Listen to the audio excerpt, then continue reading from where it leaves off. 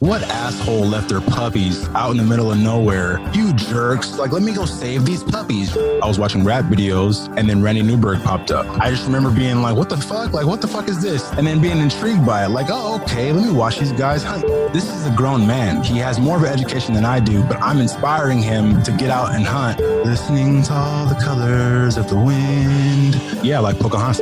You know, when it's time to get serious, it's time to get serious. They're gonna probably be disappointed in the fact that I'm not dancing while I'm hunting. I think Buck the Black Hunter will really speak to them. I'm talking about anybody in the city who's not connected with the outdoors. This is Arlando Chiles from Campfire Evolution, and you are listening to The Wild Initiative. Put down your latte and pull on your boots. Our culture needs people that are leaders and not people that are waiting for somebody else to show them how to do it. Those fields of tofu, that was formerly habitat for wildlife. You're killing off wildlife by being a vegetarian just as much as a hunter when he kills a deer. I'm like, well, you see that bush right there? There's your bathroom. Yeah. My dad wears a Levi jacket. He sits in front of a sagebrush and he tells me the best camo is hold still. Not to Donnie Vincent this, but be relentless in everything you do. Don't crap out, go back to the truck with excuses or whatever. Okay, assume I get a deer. How do I cut it up to fit into a Honda Civic? Just get outside and go, because once you do, it's all gravy from there. Hey, this is Zach Griffith. This is Hannah Barron. This is Jason Phelps of Phelps Game Calls. Hey guys, this is Cody Rich from the Rich Outdoors podcast. What's up guys, this is Chad Mendez. You're listening to The Wild Initiative. Hey y'all, welcome to another episode of The Wild Initiative as part of the Waypoint Outdoor Collective. All right, y'all. So getting on to today's episode, I am sitting down with the one and only Arlando Chiles, however you want to happen to pronounce it for the day, I guess. Yeah. A.k.a. Campfire Evolution on Instagram. There are, you guys can't see the video, but there are chickens cruising around in the background right now. And for some reason, I just found it hilarious. They looked like they legit walked out. The perspective made it look like they were walking out of your ear, which was really entertaining to me. Oh, that's awesome. There they are. Yeah, they just ran off into the bushes. Yeah. Orlando, wow, we're getting off to an interesting start already. One of my rooster's names is Johnny Bravo, and his lady's over there, that's Red, and the other one hates Red. I'm not sure why they're hanging out together. And I got one over here that's laying eggs, and she ain't going nowhere. I gave her some water and some food. She's just hanging out, chilling, man. Yeah. Well, I mean, of course they don't like each other. You got Johnny Bravo, he's got his woman, and you got his side hoe hanging around. What is that, man? Interesting dynamic they have going on, but Johnny Bravo handles it very well. He's a very good chicken, very good rooster. my folks actually, they just got some new chickens, and I got a text message while I was out of town. They're like, hey, turns out one of the chickens is a rooster. We need you to come process it for us. Yeah. And I'm like, I came to visit and I like the dang thing. I don't want to eat it. I like the dang chicken. I want him to keep. I actually had to get rid of one of mine. Actually, let me show you. All right, folks. Those of you that aren't watching the video, he just ran off to grab a chicken. Yeah. Well, so I was hunting coyotes, and I needed to take care of one of my roosters. So I did, and I sort of use him as you can see, his tail's flaring everywhere, a coyote decoy. I haven't tried it yet, but some roosters can come in handy, man, if you just process them right. So you're just gonna use the tailpiece and let it kind of flap in the wind as a decoy? Oh, I'm planning on using a hanger and just like setting it up in the ground and just letting it flap in the wind. And I know I have a little corridor. I want to hit them with my bow, so it's more of a passionate thing for me of just to trick him with a rooster that I processed. I think that would be like, icing on the cake. But yeah, it's set him up, make some calls, get him looking, get him curious, and see if I can put a pointy stick in him. Damn, I'm impressed, man. Going after the coyotes with the bow, even. Well, they, I think that I had a bad rep for coyotes. I really did. I didn't like them until I started hunting them. And then when I realized, like, they're just surviving out there, just like anything else. Like, the coyotes that we have around here, about 2 hours away, I found a den actually. And then when I found the den, I actually didn't know it was a den. So I'm jogging on this trail and I see these puppies. And I'm like, what asshole left their puppies out in the middle of nowhere? You jerks. Like, let me go save these puppies, right? So I jog over to these puppies and they look at me and they run into a tree. And then all of a sudden I see two coyotes on this hillside. They start barking at me. And I'm like, oh shit. Like, those are coyotes. And one comes close and he starts dancing around and barking and dancing around and he runs. They're like doing circles around me. And I'm like, all right, I respect these motherfuckers. They deserve a bow, not a rifle. I'm going to come back here and see if I can trick one and stick them. Oh, that's funny, man. That reminds me of the meme. You probably seen it floating around on Facebook or something somewhere, but it's like, it's the lady and like the caption says, there's like this nasty looking coyote on the couch. And this lady's like, you know, stray dog found, very unfriendly. I gave it a bath. Yeah. That would have been a bad experience at the vet, probably, or the Humane Society bringing in a bunch of coyotes. Oh my God! Hey, I found some asshole. Let him go in the middle of nowhere, and I'm just trying to bring him back to you. Could you imagine going into like the Tractor Supply like vet clinic or something and being like, so I need to get shots and get all these neutered. Oh man, the looks I would get. I don't know. Some may respect me. They may think I'm starting like a Joe Exotic, a Buck Exotic experience. Oh my gosh. And, Buck Exotic. There's your Halloween costume right there. That is your Halloween costume for this year. If you do not do that, I will shed a tear. Oh shit. That's a great idea. I'm hunting this Halloween, but yeah. I'll be in G38. I got a late season rifle tag in California. Nice. So I'll be hunting on Halloween. Fortunately, get away from honestly, since 9/11, Halloween hasn't been the same. I don't know if it's like that for you, but for me, since 9/11, it's never fully like the amount of kids I see on the street have never recouped. I feel like there's been a lot. I don't know. I feel like before 9/11, there was like I was hitting the streets, packed houses. Everybody's involved. Everyone's having fun. There's no like worry about people poisoning candy, at least as much anyway. And then 9/11 happened, and then it was like a dead Halloween for like 4 straight years. And then it slowly came back, but it was more like drive-through Halloweens and, you know, parking lot Halloweens in the city anyway. I'm in California, so everyone was paranoid about everything. So it just changed, man. That's weird. Like I haven't thought about it, but it's also been so long since I've really lived anywhere that kids are going to be trick-or-treating. Like, I mean, I grew up in like suburbs in Seal Beach, man. Like we like little housing tract. So it was, you know, I mean, it was like tons of kids were always coming through, always cycling through. And I mean, effectively ever since I went off to college, I haven't lived in a place like that since. Well, and so, you know, I mean, I want to say it was my freshman year of college that 9/11 happened. It was freshman or sophomore, freshman year college was when 9/11 happened. So, it wouldn't surprise me if that was the case. I was still trying to get my rocks off in high school at that time, man. That was when like I was just getting into like that teenage Halloween years. Like I enjoyed all the adolescence, but I was finally getting ready for the parties. And then everything just changed, man. In the cities, seriously, man, in the cities, people were so paranoid about just about everything. Like when it came to like anyone, like food, like candy, like cupcakes. Like I remember when we used to have a new neighbor that would come in, we would make cupcakes and pies and shit. And we would bring them to the new neighbors and welcome them in.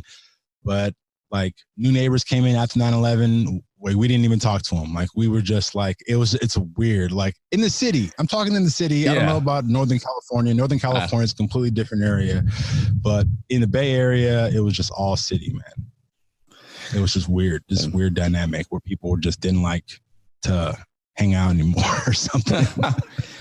Well, man, so speaking of the city, yeah, I would love if you could just kind of give us a rundown of just a little bit about yourself, like who you are, where you're from, and really, you've got a little bit of a different background than a lot of my guests. Yours is probably a little more similar to mine than anything. But how did you get introduced to hunting and the outdoors and all this stuff? What started all of this? Well, like what started all of it was an alcoholic Arlando, to be 100% honest with you. Well, shit, let's dive in. I was working at InShape in Stockton at the time. And I was sort of transitioning into this. I got a role for an actor, and I was like actively talking to a couple of different places. The producers it was a pretty big thing for what I thought it was. I just thought I was showing up for some audition at one point, and then here we are. We're in LA, we're in Santa Monica, we're at these film festivals. I'm talking to like executives from the Weinsteins, and I was just like, oh, this is real. So that happened, and then it didn't happen. Like as soon as I went up, it was just like, oh yeah, Weinstein fell out. No one wants to take our show. We're trying to figure out what to do with it. And then like all the calls stopped, all the like meetings stopped. People just stopped talking to me. Kind of went into a depression. Then I ended up losing my job because of a DUI that I got, because I was depressed. So that put me into like even more of a depression. I just kept drinking after my DUI. And I was actually sitting at home watching Randy Newberg. Nope. I was watching rap videos, and then Randy Newberg popped up. And that's kind of what sparked. Yeah. Sorry, I got to interrupt that for a second, because I just had this picture of like full on hardcore, like rap music video. Yeah. And then Randy Newberg like popping up like in the middle of the rap. Yeah. Laying down some beats.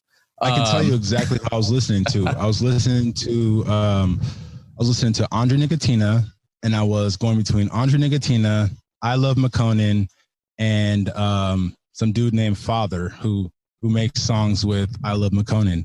And yeah, I was watching a ton of those videos, double fisting beers. It was probably like 10 in the morning. I was moving out of my place. TV's on full blast, and randomly I'm like cleaning up. I'm like drunk cleaning up, and for some random reason, Randy Newberg pops up on the YouTube, and I walk in there, and I'm like listening to the his little theme song, and here we are in Southeast Alaska, and it's me and my buddy, and yeah, man, it was just.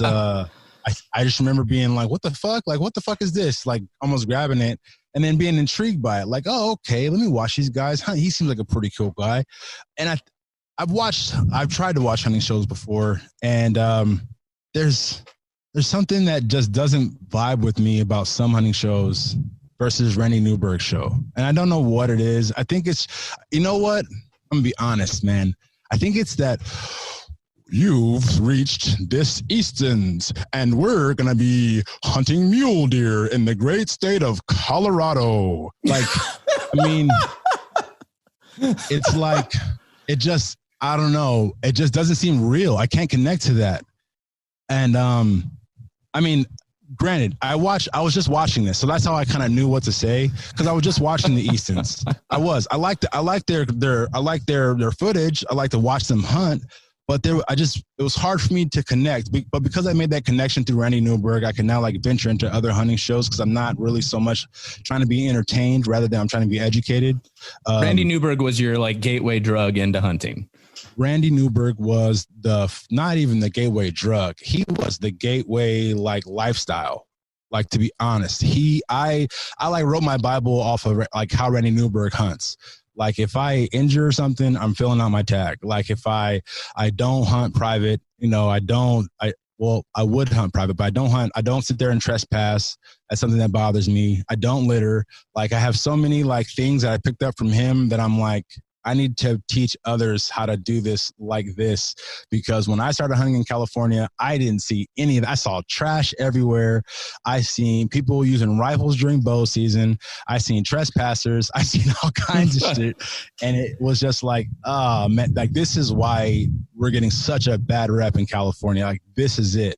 And I'm doing my best to make an example and sort of shift the gears here a little bit in California, especially like about hunters. People look at me, especially in the stores, and they see me wearing like my Big Hank shirt and my Public Land shirt, and they're really surprised that I'm a hunter. And I'm just kind of like, they're more intrigued than they are like turned off by it. And especially since this whole COVID stuff happened, people are really more like, oh, hunting, like I need to learn how to hunt. I've seen a lot more people at the archery shop where I go to, new faces that are coming in there, like what kind of bow should I get? And they're asking for crossbows and stuff like that. But they're people are interested in the outdoors, and they're interested in hunting a lot more now. And talk about those rabbit holes, man. I completely forgot where we just were. Buck the Black Hunter. So I was going to say, for those who have not figured it out by now, from either the podcast cover or any of the other plethora of media I put out, because we're not watching video, this will be all audio. For those who have not figured it out by now, you're a black guy. Yes, I am. And of all people, I think I love Randy Newberg. I think he's one of the greatest guys, but he's also like the whitest dude on the face of this earth. He's an accountant. Well, and it's such an interesting he kind of way. Reminds me of my Uncle Donnie a little bit. And my Uncle Donnie's black. He's blacker than black. If my Uncle Donnie hunted, he would be like the black equivalent to Randy Newberg. My Uncle Donnie does not hunt, but his mannerisms are very much the same. He's very he's very upright. Like Randy Newberg is very upright. He speaks very well. He holds his emotions very well. Like when I see Randy Newberg and I know he's frustrated, he's like, God dang it. It's like, I know what you want to say, but you're being a professional. Son of a gun. Yeah. And honestly, man, he's just, he's entertaining, and he's very charming, if you will. And just the way he talks about hunting, and he's just honest. His honesty just poured out of his heart. He was just like, well, I shot a buck. I'm now reversing to the show. The episode I really was like, I need to hunt, was he was hunting archery mule deer in Arizona, and he was at full draw on a buck, shot him. He thought the buck was hit, and he kind of dazed around a little bit, shot him again. Anyway, he didn't recover that buck, and he filled his tag, and he was just like, I can see it in his like voice. I can see it in his personality. He was hurt that he did that to that buck. He was like upset that it happened. He filled out his tag. He didn't even bring his bow with him the next day. I think he saw an even bigger buck that he could have shot if he had his bow and filled out his tag, and he didn't. He was just like, I shot that buck. I want to find that buck. And, it happens sometimes, but, I feel like shit. I feel like a lot of other people that I know personally, if they were making a show, they would edit that part out, bring their bow back again, shoot a bow, and then make him look like a badass. And even talking to people now, I'm telling them, I'm gonna film everything basically on my hunts coming up this year. I tell them I'm filming everything. Even if I don't fill a tag, I'm filming that too. I'm filming all the shit that I did wrong, and I'm filming it. And I want people to know that people come to me with questions that I don't have the answers to. And that's another thing, is like, I'm nothing. I'm just a guy who likes to hunt, and I want other people to hunt too. I'm not no professional. I'm not anything. I'm just an ex-athlete who's trying to dive into something else because that's the only way to keep his sanity. And hunting is just, bow hunting specifically is doing it for me. So I don't claim to have any, there's one of the questions that you have, what is one of your specialties?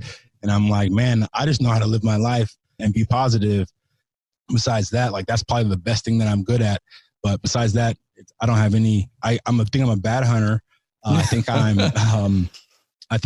need to get really better at bow hunting. And every day I wake up and I have this motivation to just become better.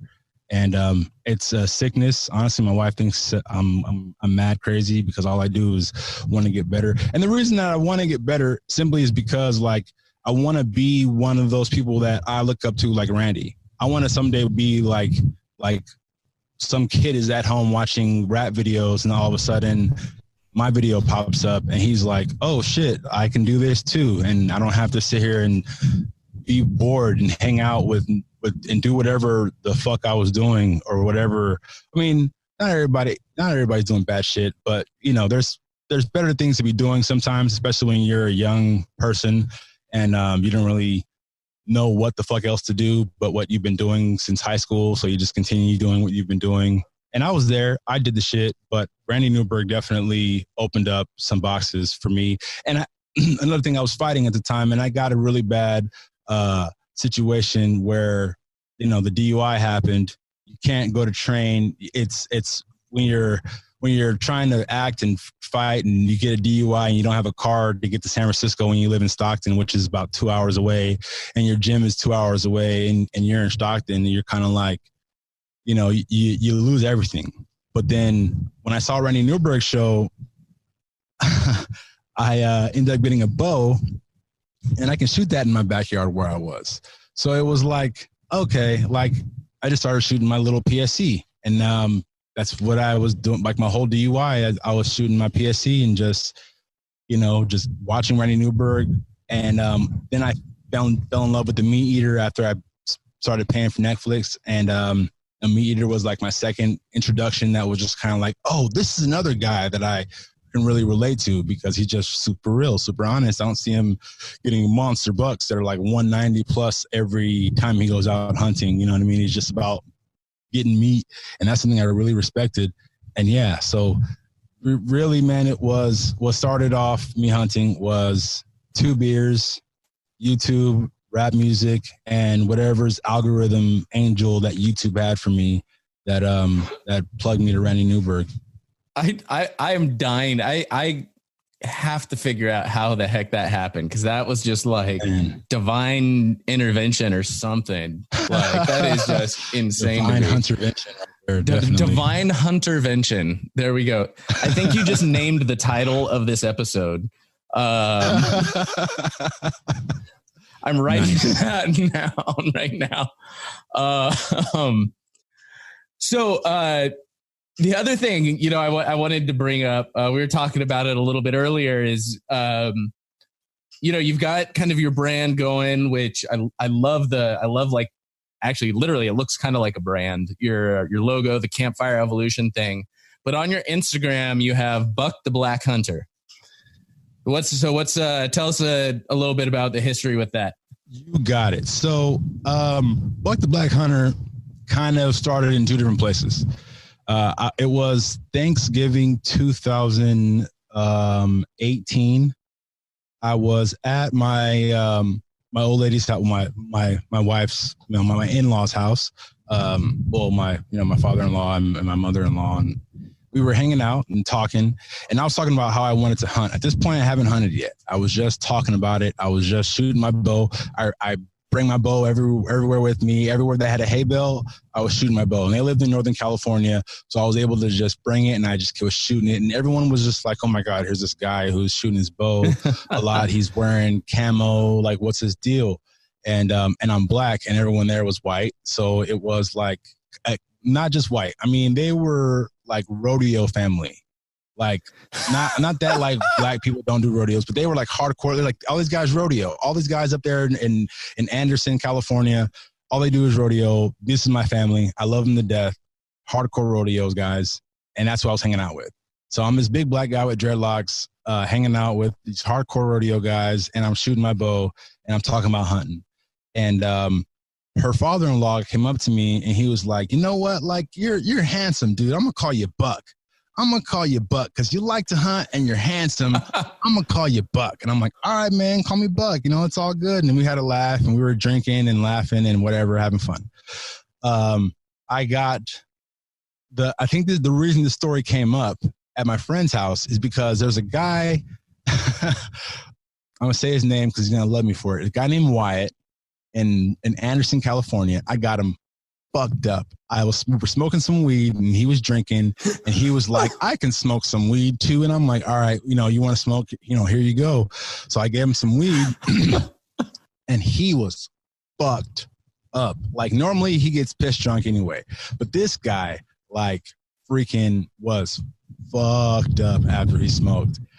And I was talking to my buddies in the Bay Area about like this, what had happened. And I'm like, yeah, I was at my mother-in-law and I got this guy like super fucked up. Like he couldn't even like walk. He was so high off of shit. And they were like, oh shit. Like, you know, I'm like, oh yeah. And the father-in-law started calling me Buck because he said I'm handsome. And you know, I got the nickname Buck. And my buddy looks at me and he was like, man, you just bucked the black hunter then, ain't you?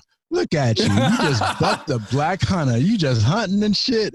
Yeah, I'm going to call you Buck the Black Hunter. And I was like, shit, I think I like that shit right there. And that's kind of how it started, man, was Buck the Black Hunter. And then it just kept rolling from there. Oh man. And even I have I'm writing some music. I got some music that I'm working on, some hunt rap, to be really specific. It's all about hunting. And I'm pretty excited because it's pretty funny. I mean, it's all about hunting, and I'll send you the mastered version. The video is not coming out until 2021, and you know, yeah, I think you're gonna like it. But anyway, and my rapper name is Buck the Black Hunter, just because it just seems to stick, man.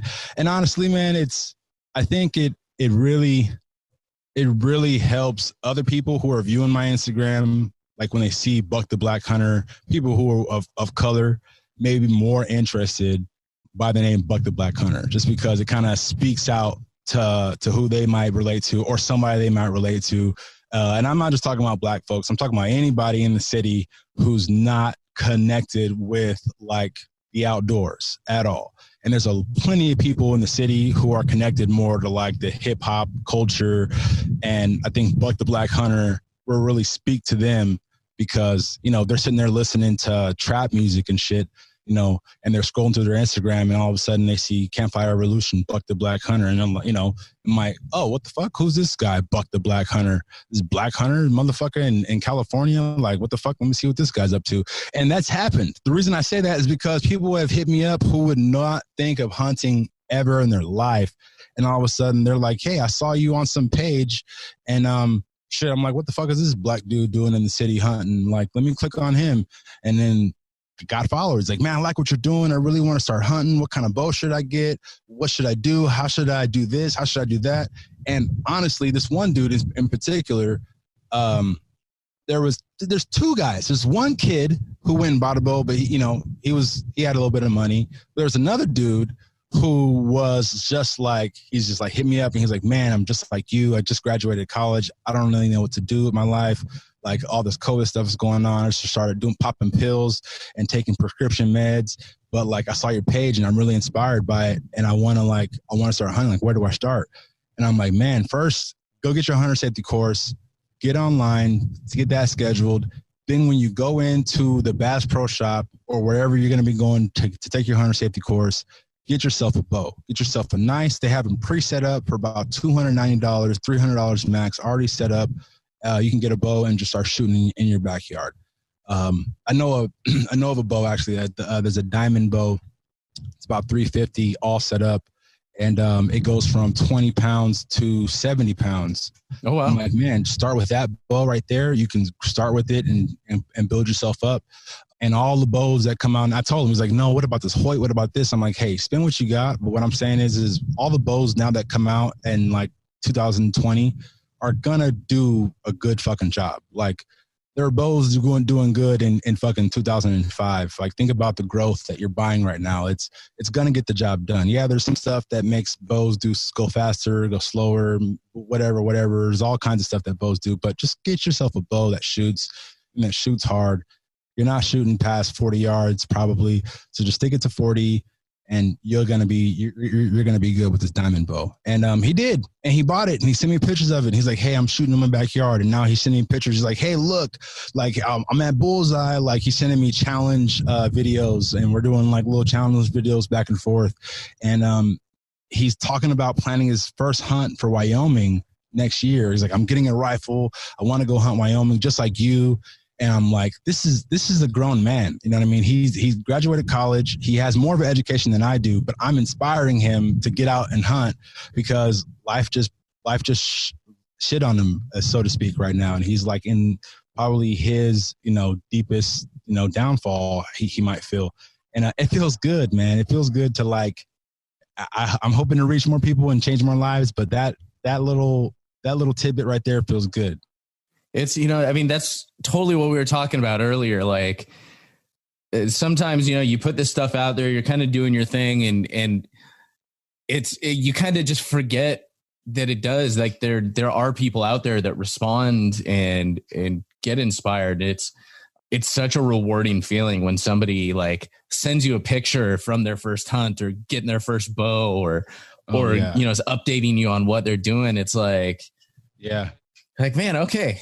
It's especially like, it's a lot of work to put this stuff out, it's to put out a podcast, to do content, make a website. Like it's a full-time job in and of itself. Yeah. To find people to interview on a podcast itself, like people showing up on time, wink, wink. For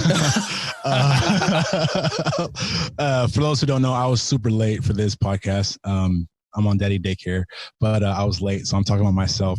And then like to produce content that people are going to like, it was challenging, especially for me in the beginning. I've been trying to do Campfire for the last maybe like 2 years. And it didn't start taking off until I started just being me. I stuck at small numbers, people interested in me. There was not a lot of people who liked my stuff. And I was trying to fit in kind of. I was trying to like, not be too flamboyant is what I'll call it. I mean, it's not what most people consider flamboyant, but I definitely let loose recently on my Instagram. And I was just like, you know what? Like I was on a run. And when I'm running, man, that's those videos you see me running and dancing and singing. That's what I do all the time. That's me 1,000%. So I decided to film it and then people liked it. So then I was just like, this is me literally all the time. When I'm shooting my bow, I'm usually playing music and I'm dancing and I'm singing. And then I set in and I do a little dance. And then it's just me, man. I'm just a silly dude. When it's time to get serious, it's time to get serious, especially when we're getting to the trailhead, I'm silly. Once we pass those gates, I'm super different. People probably who hunt with me after they see my Instagram and actually get to hunt with me, meet me in person, they're going to probably be disappointed in the fact that I'm not dancing while I'm hunting because I'm super just different, man. I'm just like in the zone. I'm really in tune. I have this like slow, like I feel like my heartbeat slows down and everything becomes slower because people have and that's another thing is when I start hunting, a lot of people that I went hunting with have a destination to where they want to start hunting. I start hunting once I hit the trailhead because there's been so many times that I've got to the trailhead and we're like talking and we're laughing and we're ha ha ha ha high fives. Yeah. And Buck, oh shit. What the fuck? Wait, where's your rangefinder? Hold on, let me grab it. Let me do this. So no more of that. It happened to me too many times. So once I get to the trailhead, I'm like ready and loaded to go. Even if there's dogs barking, I don't care. If there's horses running around, even if there's ATVs driving past me, I'm like in the mode because you never know when that ATV might spook up a buck over here and he might just run out in front of you after the ATV pops up. After the ATV passed, this actually happened to me in Wyoming. An ATV drove right past me. I wasn't hunting out. The ATV was smashed right past me and I'm walking up this hill and right when the ATV passed this hill and turned over, this elk comes into the road. Beautiful. I mean, I think he's a big boy. He was probably only a 5 point, not very big at all, but all elk are huge to me. So they all trophies in my book, but this huge, beautiful elk just comes into the middle of the road and looks at me. And I'm like, if I had a tag for you right now, it would be over. I didn't have a tag for elk in Wyoming at that point, but he did bring along 2 cows with him. And I do have a cow tag this year. So we will be looking for cows at that same road crossing this year coming up. But I have this like super crazy like way of looking at hunting because I'm also very much like a hippie hunter is what I call it. And there's probably people that are just like that. But when I'm hunting, like everything means something to me. Like if I see birds, I'm looking at birds like, oh, there's crows over there. Wondering what those crows are doing over there. I'm like looking at like the wind, obviously checking the wind to see which way the wind's going. And I'm like listening to sounds. I'm like, oh, are there cars up there? I'm listening to the car door slam up there to see, oh, they might be spooking deer over here. So let me see, oh, the wind's coming this way. So let me actually peek over this way and see if I can see.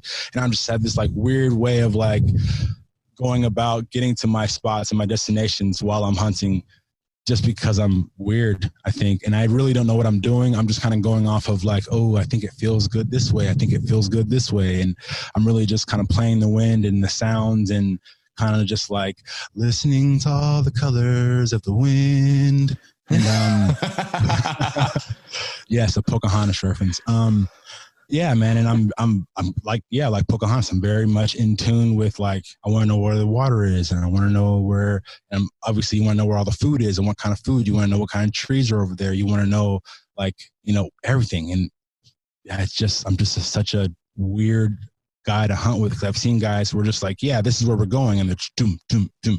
And they're like, all right, we're going to go here and then we're going to glass down here this way. And I'm like, I don't think of it like that, because what if the wind's coming, your plan might have to change because the wind's going uphill by the time we get there. And now we just spooked all this game where you want to look at because our wind changed. So like, let's just go with the wind, man. Let's just go with the wind. No, I think that's super, super critical. And it's something I know I need to be reminded of it often is, you know, it's very, like you said, it's very easy to get in the mindset of, okay, we're going to this one place and that's where we're going to be hunting. And like, to some extent, I get it if you're going after a very specific bull or something and you know exactly where he's at. And like, there's a different mindset. But for 90% of us that are just like, I'm just going to be stoked if I see a bull today. Like, it's an awesome reminder, because just this last year in Montana hunting elk, there was a couple of times where I was, you know, I would come up from the car and I'd go across, like up over this hill and just across this, I'd have to cross this wide open field of state land to get kind of over this ridge and down into this spot where I do most of my hunting.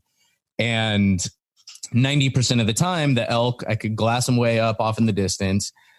So I started getting tired, discouraged in the mornings. And so I'd just be tromp, tromp, tromp, tromp, tromp going through this field. And there's a couple of times if I had been a lot more careful and had been paying attention the whole time, and some of it was just too early and I couldn't see well. But if I'd been paying attention, if I'd started my hunt the second I crossed into that field, rather than trying to get to my destination, a lot higher likelihood I would have been able to take one of those bulls that just happened to be randomly like standing in the middle of that field. And you know, there were ways I could have gotten to him. It wasn't the greatest setup opportunity, but I would have been doing a lot better than if I had just been tromping through that field, you know, not caring how much my bag was wrestling and how much noise I was making and how many rocks I was kicking. Right. And I do want to remind people that I'm an idiot when it comes to hunting. I am bad at hunting, but like it took me to be bad at hunting to figure out how to be a little bit more successful or how to increase my success. And that's honestly one of the reasons that I work out so much, is because one of the reasons I wasn't successful is because I got tired really fast and I started sweating. And I would get really cold and I was just making bad choices and I would just kind of tap out sooner than I would want to. And one of the things that I've learned is to, have more cardio endurance and take off your clothes when you're hiking, because you get hot really fast. And I get hot really fast. Even if it's like snowing outside, I should probably just have my base layer on, because walking up that hill, I'm probably still going to sweat a little bit. But having a jacket on is not the business. And there's a lot of things that I've learned that I feel like are making me a better hunter, especially coyote hunting. Coyote hunting, when I say like play the wind, coyote hunting is all about wind, man, because they are so smart. I've only got a coyote to come within about 40 yards quartering towards me. Wasn't a good shot. Very windy where I hunt. It's just super blazing. and it was just all like tall grass, and I can barely see where his vitals were. So it wasn't a shot that I wanted to take, but it was just like, it's just like you need to be in the perfect spot when they come to you. It's not like, oh, the wind's coming this way. By the time they start coming into your calls, you know, the wind can switch a little bit. And like, it's so tricky, dude, to try to like, there's these little gullies where I hunt these coyotes. So like, I'll set up at the top of this crest, and I'll start making calls, and I'll set up my call behind me to do a little dance. And there's only one way for them to come. So if they were to try to come around, it would take them so long to come down. It's just a straight shot down and across, and their den is basically where I set my decoy at. So I'm coming down, I'm trying to meet them at their decoy, and the wind at one time in the morning is just blowing strictly crosswind. And it's this crazy game that I'm trying to play, because it goes from crosswind to facing me. And it's just like, I got to be there at the right time in order for everything to work. And most of the time it works. It's just they don't see anything and they don't commit. You know, I haven't tried the rooster yet. Maybe I'll give him a shot and get him dancing out there. But they haven't commit yet, and I haven't harvested a coyote yet. But coyote hunting has prepped me for like all kinds of shit. I suggest anybody who wants to hunt in California, you don't need a tag to hunt coyotes. If you're just starting and you want to learn how to call and how to be patient and how to just wait, coyote hunting is your chillest hunt you're going to have, because it's literally get to the top of a hill, and BLM has coyotes all over the place. You get to the top of the hill, make some calls, chill there with your buddy for a little bit, and then hike after about 45 minutes, and then hike to another hill and do the same thing. It's easy, it's fun, and you're just on a hike with your bud with guns. I mean, what's bad about that? But yeah, I do all these things to try to make myself a better hunter, because I hate to lose. I hate coming home with tag soup. I hate that. It feels like and this is a silly thing to do, but when I'm out hunting, I compare myself to professional hunters.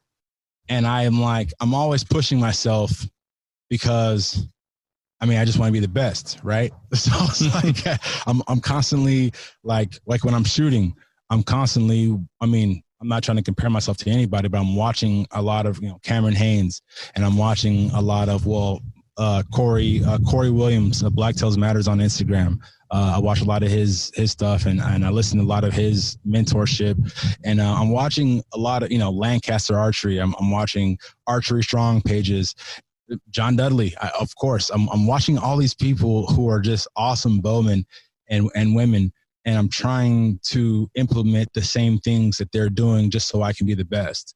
And I train like I want to beat them one day, and that's what kind of mindset. And that's kind of why I come out here in the middle of the night and I start shooting my bow, is because I want to be. It shouldn't matter what time it is. If I have light and I can see my pin and I can see my target, I should be able to put it right in the middle, no problem. No matter what time it is, and like no matter how far it is. That's why I got so frustrated when I was at 50 yards and I wasn't hitting bullseye, because I'm like, no, it shouldn't matter. There's something you're doing wrong with your form. There's something you're doing wrong that's making you go all over the place. Like, because you've hit it before, you've hit it bullseye. Repeat that over and over again. I'll take videos of myself shooting, just so I can see, your shoulder was up. Your hand wasn't doing this. This wasn't right. Or, your hand was like, all the little details I'm trying to like finite in my head, just so I can be a better. But I even meditate, dude. When I get it right, when I get in the backyard, my boxer's right here and I have my 30 over here. When I get in the backyard and I thump, 3 in the middle, and it feels good, because there's just like this urge of like testosterone release, like just this feeling that comes over me for some reason when I shoot my bow.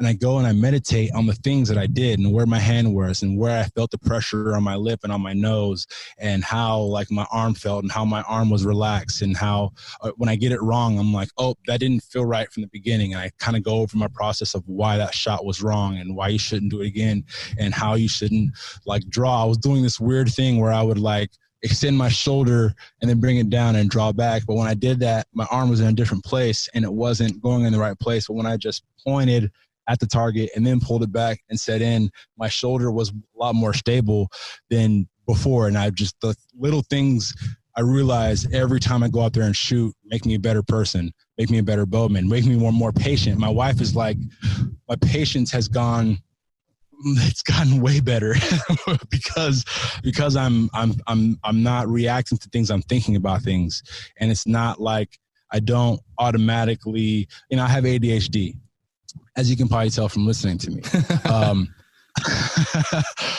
And sometimes when I hear things, I don't know how to react unless it's like a fight or flight sort of situation. I think a lot of people with ADHD are really good with like fight or flight situations where it's like, ooh, you gotta, and I don't mean like fight or flight. I just mean like you have to react, or like a bottle falls and you got to catch it, or like anything active, or you're playing chess.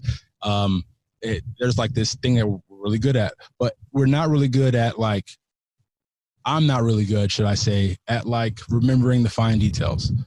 So definitely when I'm hunting, it forces me to think about the fine details, which make me think about all the fine details like at home. Like, I don't think about dishes. When I see dishes, I wash the dishes now. And I'm like more attentive to what is kind of going around. Like, let me make sure I have this ready. It's just, there's all kinds of things that have made me a better person that I think hunting kind of instilled in me, because when you're at camp, you can't leave the dishes full because you won't have anything to cook with in the morning. Like, there's all kinds of things that I've just learned when I'm out hunting that I came home and implemented. Like, I need to probably, clean up a little bit more and be a little bit more of a neater person. And it's I can keep going and going, but guys, ladies and gentlemen, hunting just makes you a better person. I promise you it does. Especially when you don't feel a tag. Oh my God. When you don't feel a tag, I feel like, when I didn't feel my tag, I felt like it was a huge self-reflection. I had to sit there and reflect about everything that went wrong, what I could have did to get better, what kind of gear do I need next time that'll make me more successful. And I go through all these like thoughts, and like this sort of transformation happens to where the next time I want to go out, I'm more successful. And yeah, I talk a lot. Sorry about that. No, man, that's great. So, if somebody's wanting to get into hunting, maybe it's another guy from the city, whatever it is, what are some resources that, clearly Randy Newberg, he has a lot of stuff out there. But what are some good resources that you would recommend to some people looking to get their start? I think it all depends on what kind of hunting you want to do. But if you're just talking about like hunting in California or hunting like just period, wherever you're at, I think the best thing that you should do is start listening to whatever you're interested in hunting. So a lot of people, don't care about hunting big game and want to hunt ducks. Start following and surrounding yourself with people who are waterfowl hunters. And I preach this to people like who, like the youth that I talk to, surround yourself around people who you want to be like. All the people you follow, unfollow all the negative and just start following the waterfowlers and start following, the pheasant hunters, and follow those people who are using shotguns and who know how to, who are sea ducks and all that stuff, and just surround yourself around that, because once you're in that community and you start tagging and talking to people and laying comments, you're going to get feedback, and people are going to talk to you, especially when you start asking questions to people. They're going to give you feedback, and they're going to engage with you, especially when you're just positive, man. You're just positive and you just want to know things. People are full of information, and they, especially on Instagram, they love giving love, man. That's what I realized is people love to share information.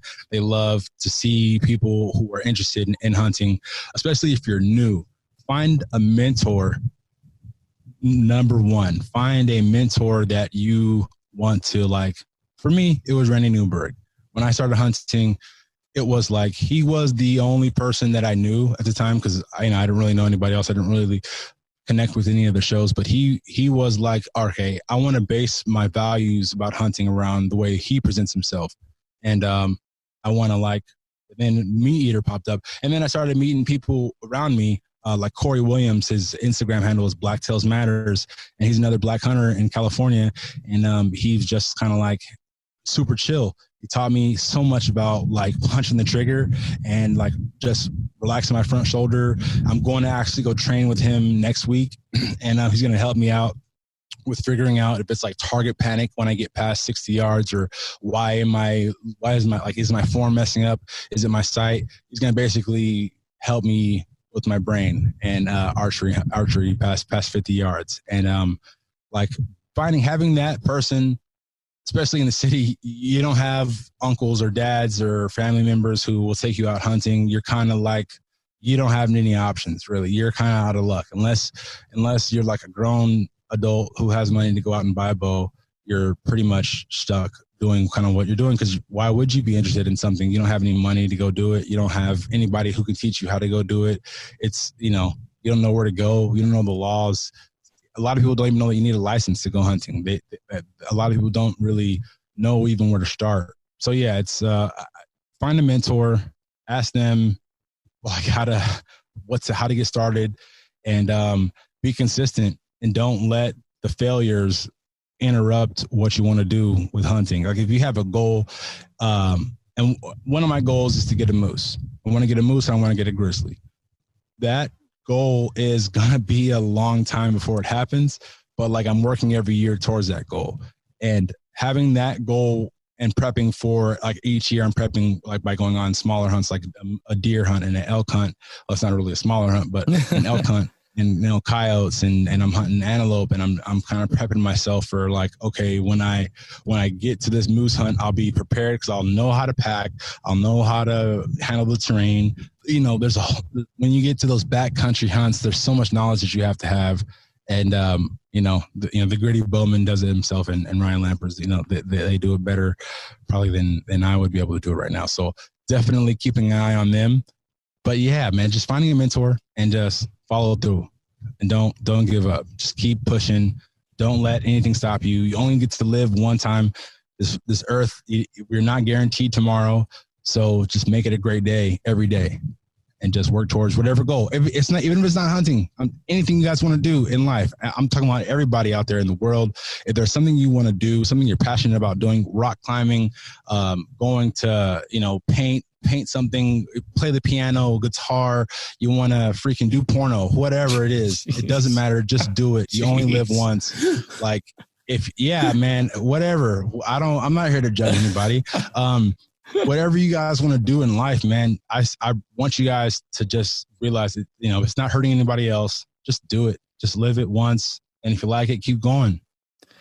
Well, man, I think that is a perfect note to wind this down on. If folks want to find you on,